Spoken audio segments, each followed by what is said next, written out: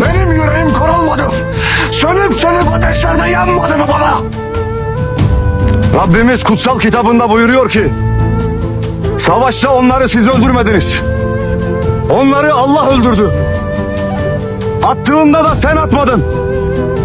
Allah attı. Allah her şeyi işitmekte. Her şeyi bilmektedir.